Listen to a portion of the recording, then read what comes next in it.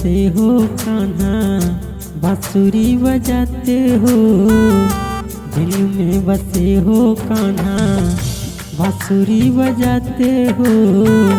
जब मैं बुलाऊं मेरे घर नहीं आते हो, जब मैं बुलाऊं मेरे घर नहीं आते हो।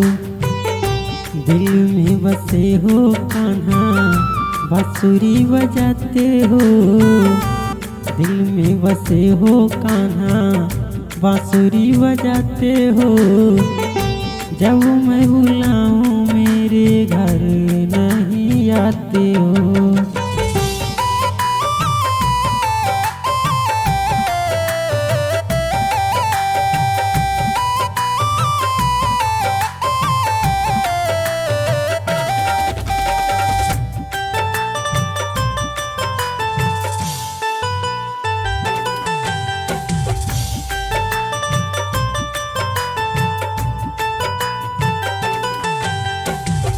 जो आप कहेंगे कान्हा वो मैं खिलाऊंगा, आपके चरण में कान्हा जीवन बिताऊंगा।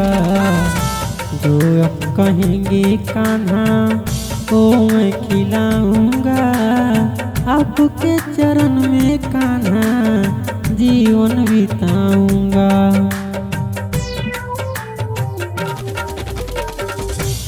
माखन चोर कान्हा तुम कहलाते हो, जब मैं बुलाऊं कान्हा क्यों नहीं आते हो। जब मैं बुलाऊं कान्हा क्यों नहीं आते हो, क्यों नहीं आते हो।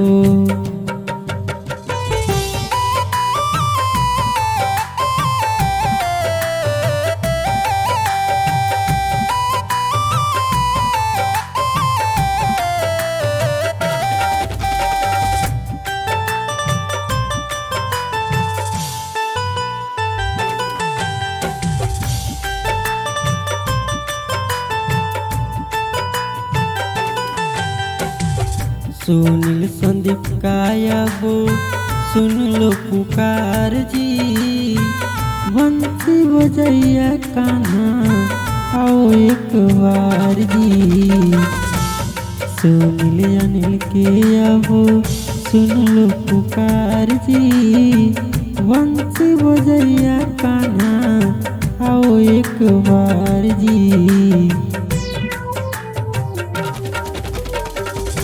घर घर जाके तुम माखन चुराते हो, जब मैं बुलाऊं कान्हा क्यों नहीं आते हो। घर घर जाके तुम माखन चुराते हो, जब मैं बुलाऊं कान्हा क्यों नहीं आते हो, क्यों नहीं आते हो।